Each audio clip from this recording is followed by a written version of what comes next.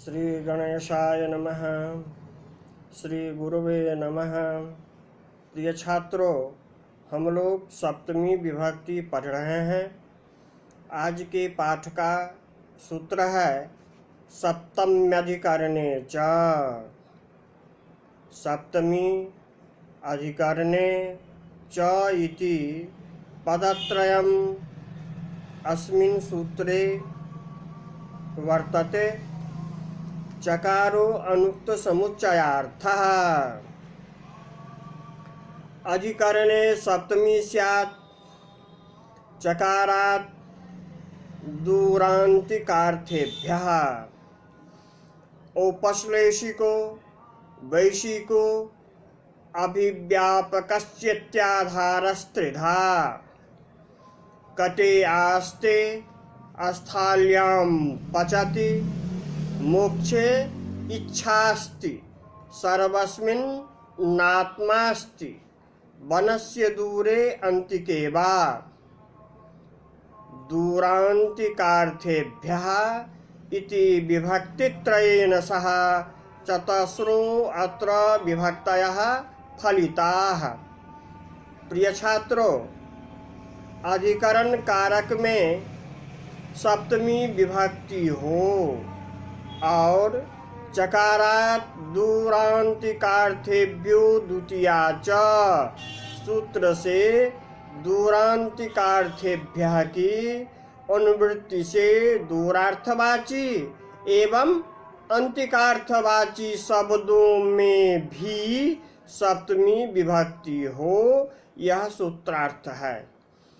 अष्टाध्यायिक क्रम में दूरान्तिकार्थेभ्यो द्वितीया च के तुरंत बाद का सूत्र सप्तम्यधिकरणे च है। इसलिए चकार से दूरान्तिकार्थेभ्यो द्वितीया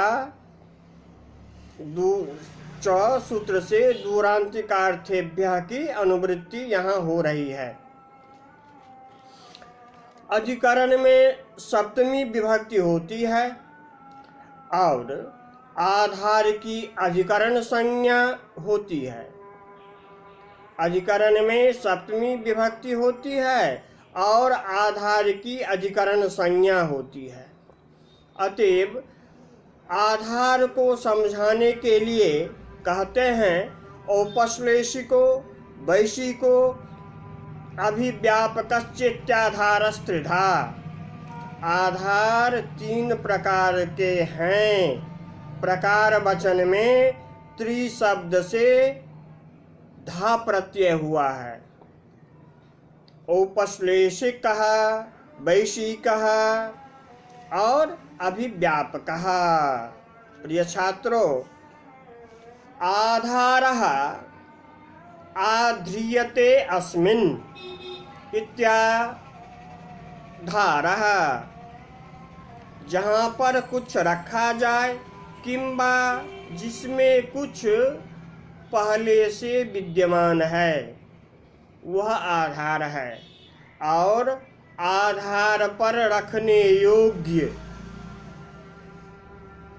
आधातुम योग्यः अथवा आधीयते यः कर्मणि यत् आंग पूर्वकात् दुधाय धारण पोषणयोः धातोः यत् अचो यत् इद्यति यति परे आत इत स्यात् गुणे च कृते आधेयः।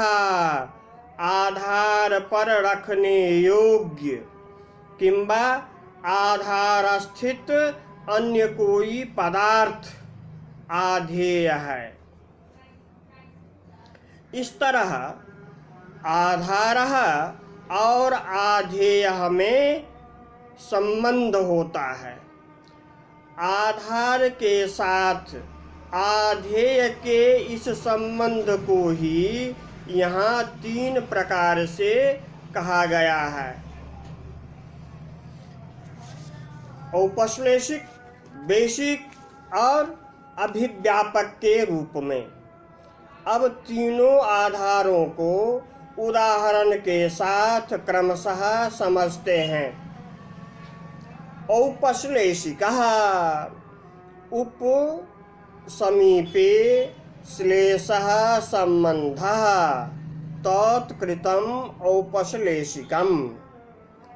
श्लेषणं श्लेषः श्लेष आलिंगने दिवादिगणस्थात् धातोः भावे घाय श्लेषः संयोग संबंधः आधाराध्येयोः संयोग लक्षणः संबंधः उपश्लेषः तत्र भवः इति भवार्थे ठक् औपश्लेषिकः।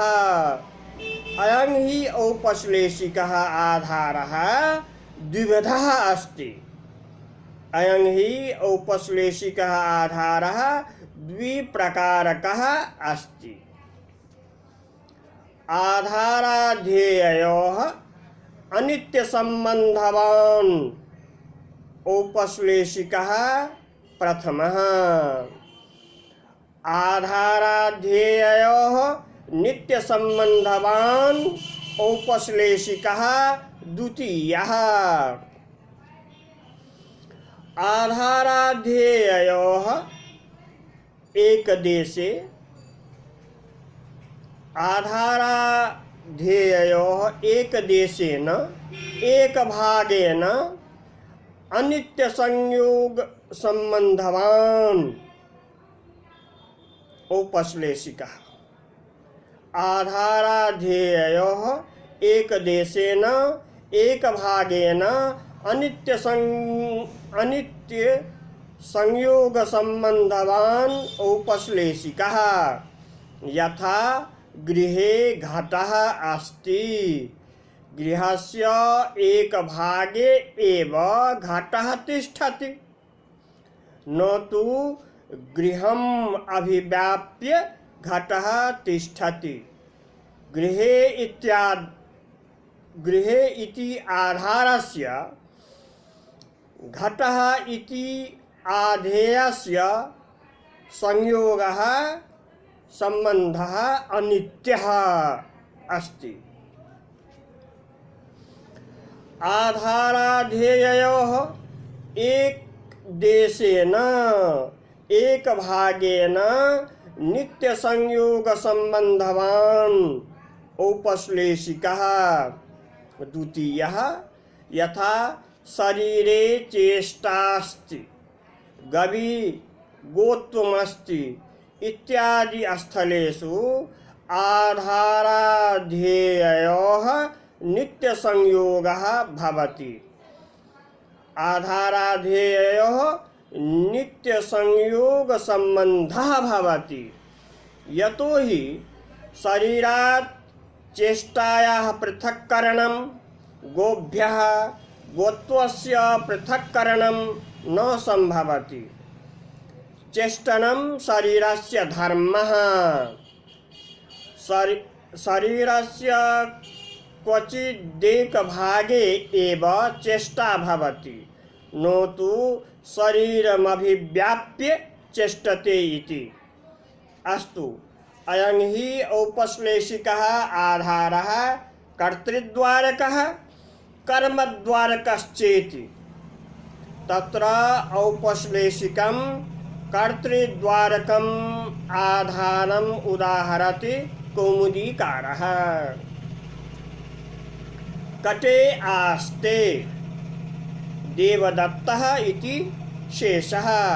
देवदत्तः कटे आस्ते।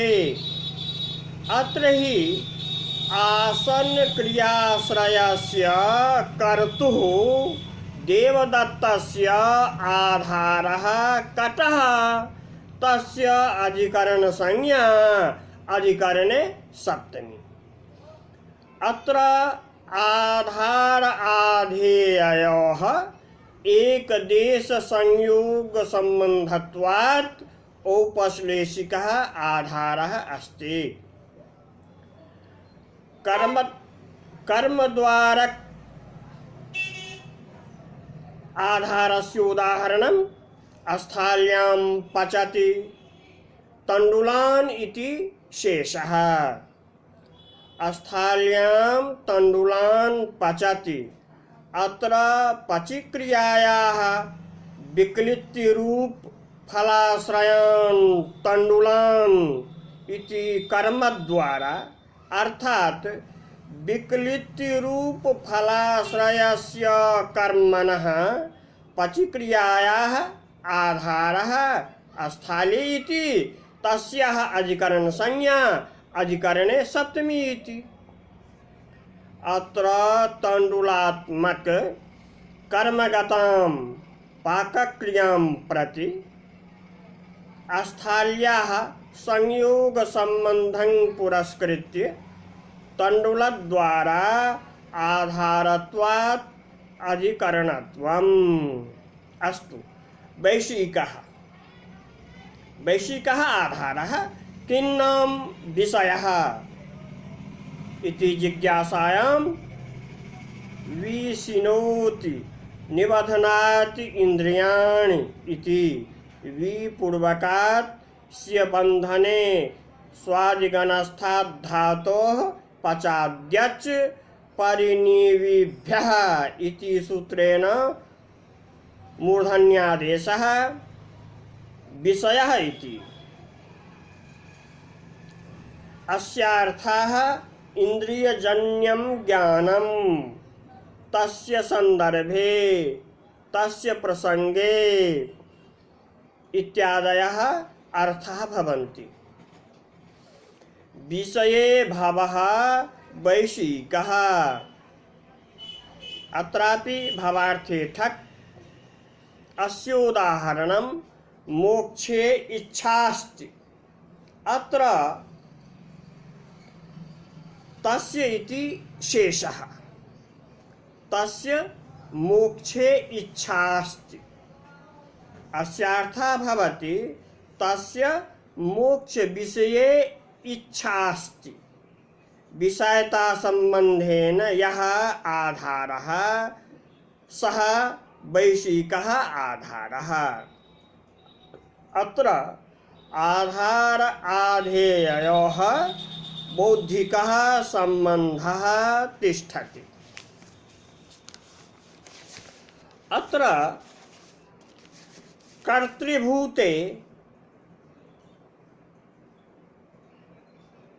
कर्तृभूतेच्छागताम् अस्ति क्रियां प्रति मोक्षस्य विषयता संबंधेन इच्छा द्वारा आधारत्वात् अधिकरणम्।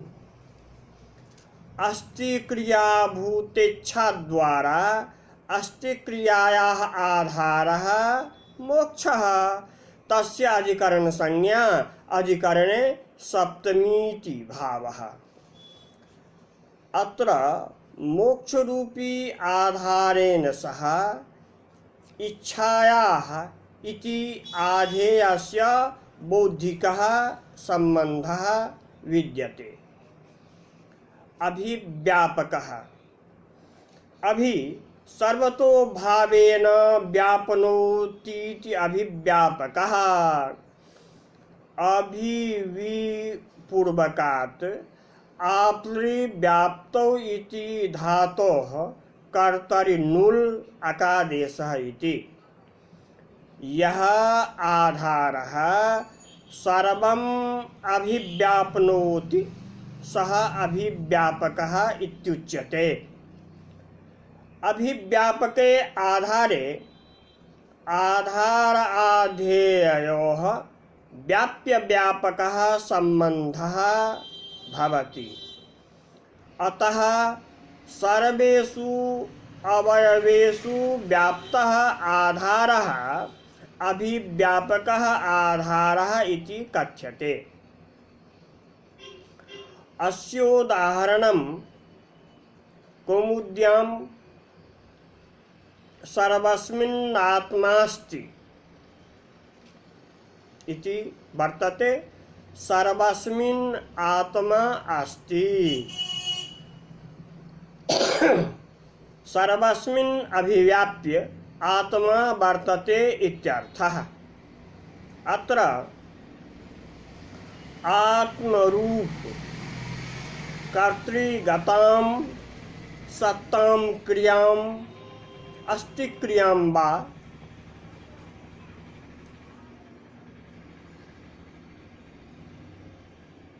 प्रति संपूर्ण व्याप्तिं पुरस्कृत्य आत्मा द्वारा सत्ताधारत्वात् सर्वस्य अधिकरण संज्ञा। अस्ति क्रिया कर्तृभूत आत्मद्वारा अस्ति क्रियायाः आधारः सर्वः तस्य अधिकरण संज्ञा अधिकरणे सप्तमी। सर्वमभिव्याप्य व्यापकः आत्मा अस्ति इत्यर्थबोधः। अस्तु, वनस्य दूरे अन्तिके वा दूरान्तिकार्थेभ्यः द्वितीया च इति विभक्तित्रयेन सह चतस्रो अत्र विभक्तया फलिताः इति कौमुद्यां मूले अस्यायं भावः दूरान्तिकार्थेभ्यो द्वितीया च इति सूत्रेण दूरार्थकेभ्यः अन्तिकार्थकेभ्यः द्वितीया विधीयते। चकारात् पंचमी तृतीये च विधीयेते। संकलनया अत्र तिस्रः विभक्तयः विधीयन्ते। पुनश्च सप्तम्यधिकरणे च अत्र चकारात् दूरान्तिकार्थेभ्यः अनेन सूत्रेण सप्तमी अपि विधीयते। अतः संकलनया दूरान्तिकार्थेभ्यः द्वितीया पंचमी तृतीया सप्तमी चेति चतस्रः विभक्तयः विधीयन्ते। सर्वाः चतस्रः विभक्तयः प्रातिपदिकार्थमात्रे भवन्ति। अत्र सप्तम्याः उदाहरणं वनस्य दूरे अन्तिके वा इति कौमुद्यां। प्रिय छात्रों, अधिकरण कारक में सप्तमी विभक्ति होती है। क्रिया के आधार रूप कारक की अधिकरण संज्ञा है।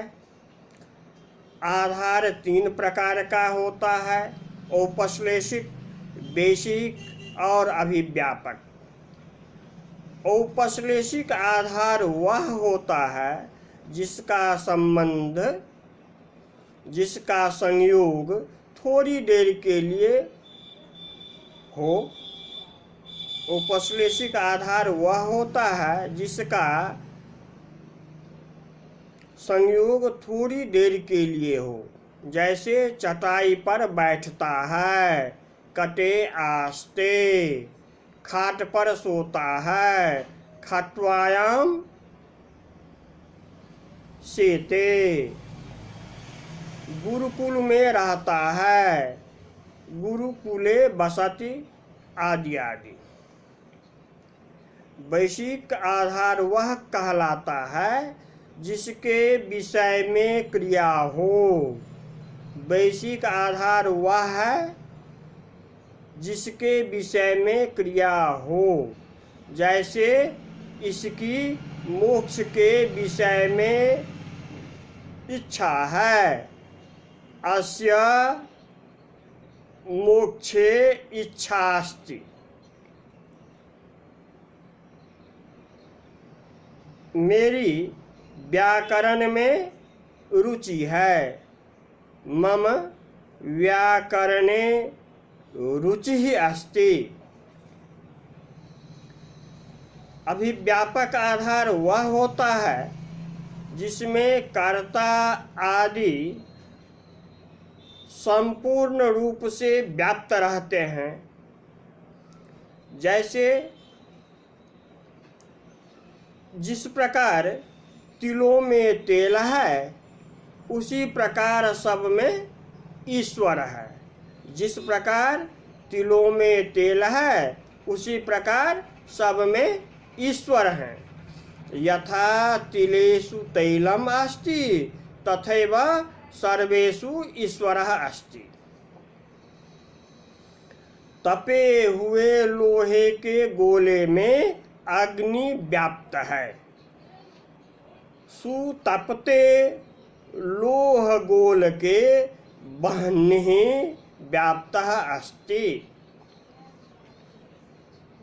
इस दूध में घृत कम है, अस्मिन् दुग्धे सर्पिः न्यूनम अस्ति। अस्तु, आज का पाठ पूर्ण हुआ। जयतु भारतम, जयतु संस्कृतम।